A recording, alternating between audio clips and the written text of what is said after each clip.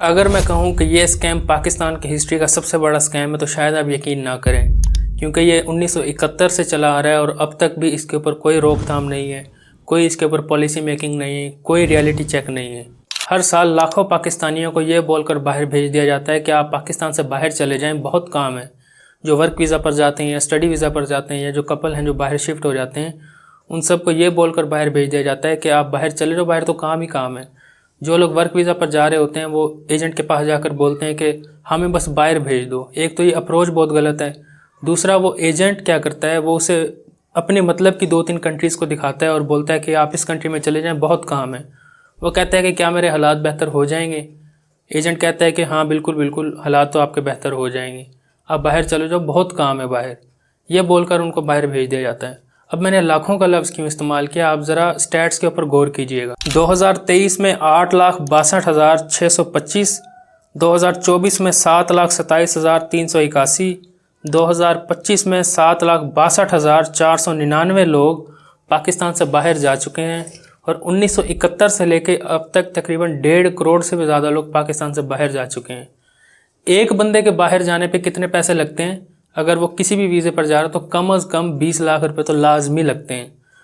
20 लाख रुपए एक बंदे से ज़रब 1 करोड़ करें तो 1971 से लेकर अब तक कितने लोगों से पैसे लूट लिए गए हैं, आप ज़रा इसकी कैलकुलेशन करें। अब जो लोग पहले ही इतने तंग हैं कि वो अपने घर का खर्च पूरा नहीं कर पा रहे, यहाँ पर जॉब्स नहीं मिल रही, यहाँ पे उनको मौके नहीं मिल रहे काम करने के, जब एजेंट उनको ये बात बोलता है ना कि तुम बाहर चले जाओ, तुम्हारे हालात बेहतर हो जाएंगे, तो वो अपना घर बेच देते हैं, अपने जमा पूंजी इकट्ठी करके उसके हाथ पे रख देते हैं, अपना कर्ज़ लेने पे मजबूर हो जाते हैं। ये सब कुछ करके वो यहाँ से बाहर चले तो जाते हैं, लेकिन जब जाने के बाद उन्हें पता लगता है कि रियलिटी तो कुछ और है, मुझे वो काम मिलेगा ही नहीं जो मैं सुन के आया था। यहाँ पर तो पहले ही बहुत ज़्यादा सैचुरेशन है, यहाँ तो पहले ही बहुत ज़्यादा लोग हैं जो काम के चक्कर में पड़े हुए हैं, तो वो उसको डिप्रेशन में डाल देती है, स्ट्रेस में डाल देती है। फिर वो क्या करता है कि वो वहाँ कामयाब होने के लिए मेहनत नहीं करता, बल्कि वो पाकिस्तान वापस आने के लिए मेहनत करता है। उसे झूठ बोलकर वहाँ भेजा गया कि वहाँ तो मौके हैं, वहाँ तो काम है, वहाँ तो ये है वो है।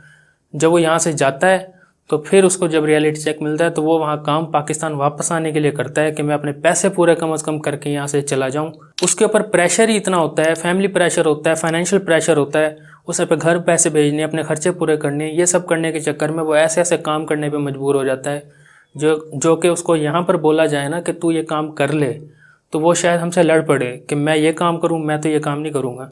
अब वो काम क्या है? जब उन्हें यहाँ से भेजा जाता है ना, तो वो सबसे पहले जाके रियलिटी चेक जब उनको मिलता है, उसको काम नहीं मिलता या उसको काम ऐसा मिल गया कि उसके सिर्फ खर्चे ही पूरे हो रहे हैं और उसकी जो इन्वेस्टमेंट है वो निकल ही नहीं रही, तब वो क्या करता है, वो भीख मांगने पे मजबूर हो जाता है, वो लोगों के बाथरूम साफ़ करने पे मजबूर हो जाता है, वो वहाँ पर अपना पासपोर्ट फाड़कर भागने पे मजबूर हो जाता है, फिर पुलिस उसको पकड़ती है, फिर उसको जेल में डालती है, कई साल जेल में पड़ा रहता है। इस तरह के कारनामे करने पे मजबूर हो जाते हैं जो कि इंतहाई गलत हैं। और इसका पहला स्टेप कहाँ से आया? पहला स्टेप उस एजेंट के थ्रू आया जिसने उसको झूठ बोला था कि वहाँ पे मौके हैं। मैं एक और स्टैट्स की बात करता हूँ कि आप ज़रा स्टैट्स को देखें तो 40 से 80 लाख रुपए स्टडी वीज़ा के लिए लगते हैं, 5 लाख से 20 लाख रुपए तक वर्क वीज़ा के लिए लगते हैं, लेबर वीज़ा। और अगर कोई कपल बाहर जा रहा है तो उसको 50 लाख से लेकर 2 करोड़ रुपए तक उसके कपल वीज़ा के ऊपर लगते हैं, जो वो बाहर जाके अपनी फैमिली शिफ्ट करते हैं, इतने पैसे उनको लगते हैं। तो क्या ये पैसे वहाँ पर कमाना पॉसिबल है? बिल्कुल पॉसिबल है, लेकिन ये तरीका नहीं है जो अभी तक चलता आया है, इसका तरीका कुछ और है। क्योंकि जो एजेंट होते हैं ना, इनको सिर्फ अपनी फ़ीस से मतलब होता है। जो आपसे ये फ़ीस ले रहे हैं और ये जो वहाँ से कमीशन ले रहे होते हैं, इनको वहाँ से भी कमीशन आता है बाय द वे। इनको उस कमीशन से मतलब होता है, उस कमीशन के चक्कर में ये आपकी ज़िंदगी के कई साल बर्बाद कर देते हैं। उसको रिकवर करते करते आपको आपकी ज़िंदगी लग जाती है, लेकिन वो लोग अपनी वीज़ा बेचकर साइड पे हो जाते हैं। आप पूरी ज़िंदगी स्ट्रगल करते हैं, उनकी क्या स्ट्रगल हुई? उनकी कोई स्ट्रगल नहीं हुई। उन्होंने आपको एक झूठ बोलकर कि वहाँ आपकी सेटिंग हो जाएगी, आपको वो वीज़ा दे दिया। अब आप वहाँ जाकर स्ट्रगल करते करते अपनी ज़िंदगी गुजारोगे। एक वक्त आया था जब लोग सऊदी और दुबई जाना स्टार्ट हुए थे, एक बहुत कॉमन चीज़ थी उनके अंदर पाई जाती थी, वो ये थी कि उन्हें यहाँ बोला कुछ जाता था कि तुम्हें ये काम करोगे, तुम ऑफिस वर्क में जाओगे, तुम्हें बस लिखना पढ़ना है, तुम्हें बस कंप्यूटर पे काम करना है, तुम्हें बस वहाँ जाना है, एसी में बैठना है, 8 घंटे ड्यूटी करनी है, फिर अपना जहाँ मर्जी घूमो फिरो, ये बोलकर उसको भेज दिया जाता था। जब वो वहाँ जाते थे, ना वहाँ ऑफिस होता था, ना वहाँ कोई काम होता था। उन्हें क्या काम दे दिया जाता था? ऊँट चराओ या पत्थर तोड़ो। वो पता लगता था वो ऑफिस अभी बनेगा, वो अभी बना नहीं है, ये लेबर आई है और ये पत्थर तोड़कर वो ऑफिस बनाएगी। ये काम उन्हें दे दिए जाते थे। फिर वही बात कि वो लोग वहाँ पर फंस गए और अपनी इन्वेस्टमेंट को रिकवर करने के लिए सिर्फ वहाँ पर काम किया और पाकिस्तान वापस आने के लिए स्ट्रगल की। जबकि वो लोग ऑलरेडी पाकिस्तान में मौजूद थे तो उनका दिमाग ही नहीं काम कर रहा था कि मैं अगर दूसरे मुल्क में जा रहा हूँ तो मैं कैसे जाऊँ, क्योंकि दूसरे मुल्क में जाना अपने आप में एक अपॉर्चुनिटी है, अपने आप में एक मौका है आपके पास कि आप बाहर जाकर कामयाब हो सकते हैं। लेकिन उसका ये तरीक़ेकार नहीं है कि आप एजेंट के पास जाकर बोलें कि मुझे भेज दो कहीं। एजेंट को जो वीज़ा सबसे आसान लगेगा ना वो आपको वहाँ भेजेगा ताकि उसको कमीशन मिल सके और उसको वो फ़ीस मिल सके जो वो आपसे लेगा। इसमें आपने क्या करना है, आपने 2-3 चीज़ें करनी है। आपने एजेंट के पास जाकर ये नहीं बोलना है कि मुझे बाहर भेजो। आपने अपने ख्वाब डिसाइड करना है, आपने अपना गोल डिसाइड करना है कि मुझे ये बनना है। उस गोल के अंदर जो सबसे बेस्ट कंट्री आती है ना, आपने उसको डिसाइड करना है, आपने उसको चूज़ करना है और उस कंपनी को चूज़ करना है। आपने जहाँ पे आप काम करना चाहते हैं, स्टडी वीज़ा पर जाना चाहते हो, तो आपने वो चुनना है कि ये मैं मुल्क में जाना चाहता हूँ, मैं इस यूनिवर्सिटी में जाना चाहता हूँ, या मैं वर्क वीज़े पे जा रहा हूँ तो मैं इस कंपनी के अंदर जाना चाहता हूँ और मैं इस मुल्क में जाना चाहता हूँ। जब आपने ये सब चीज़ें फाइनलाइज कर ली तब आप उस कंपनी को या उस यूनिवर्सिटी के साथ मीटिंग्स करेंगे। मीटिंग्स करने के बाद आप उसको बोलेंगे कि मैं आपके पास आना चाहता हूँ, मैं अपना वीज़ा अप्लाई करूँगा अपने एजेंट को बोलकर। फिर आप उस वर्क कंसल्टेंट या जो वीज़ा कंसल्टेंट है आप उसके पास जाएंगे और उसको जाकर बोलेंगे कि आप मुझे वीज़ा लेकर दें, ये कंपनी है, ये मुल्क है और ये काम है मेरा, आप मुझे वीज़ा लेकर दें। आप उससे जो मर्ज़ी कमीशन की बात करना चाहे कर लें, आप मुझसे वीज़ा फ़ीस लेना चाहे ले लें, आप मुझसे अपनी कमीशन लेना चाहें मुझसे लेना चाहें आप ले लें, लेकिन मुझे इसका वीज़ा ले दें।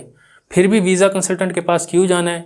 क्योंकि वीज़ा कंसल्टेंट वालों को पता होता है कि कौन सी डॉक्यूमेंटेशन किस वक्त जमा करानी है, कहाँ से टैक्सेशन होनी है, कहाँ से जाकर आप अपने वीज़ा को एम्बेसी के अंदर कामयाबी के साथ वीज़ा ले सकते हैं। ये वीज़ा कंसल्टेंट को पता होता है। इसी वजह से इनको हम अवॉइड नहीं कर सकते, लेकिन इनके साथ एक तरीक़ेकार होता है, उस तरीक़ेकार के मुताबिक चलना होता है। फिर अब आपने वहाँ पे अपना नेटवर्क बना लिया, अपनी यूनिवर्सिटी से बात कर ली, आपने कंपनी से बात कर ली। अब आपको पता है, उस कंपनी को भी पता है, उस यूनिवर्सिटी को भी पता है कि इस स्टूडेंट ने आना है या इस वर्कर ने आना है, तो वो आपको हल्के में नहीं लेंगे, वो आपको एयरपोर्ट से पिकअप करने आएंगे, वो आपको सीरियस लेंगे। अब आपने जिस कंपनी से बात की, जिस यूनिवर्सिटी से बात की, अब वो लोग आपका वेट करेंगे कि कब ये बंदा हमारे पास आए और हम इससे अपना काम ले सकें, अपनी कंपनी को प्रॉफिट दे सकें। ऐसे आपको आपकी डिज़ायर काम भी मिलेगा, आपकी जो आगे बढ़ने के चांसेस हैं वो ज़्यादा हो जाएंगे।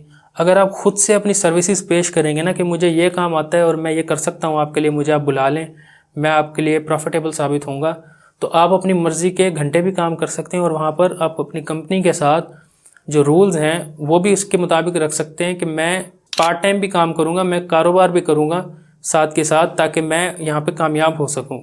बाहर जाना अपने आप में एक अपॉर्चुनिटी है, मैं पहले भी बोल चुका हूँ।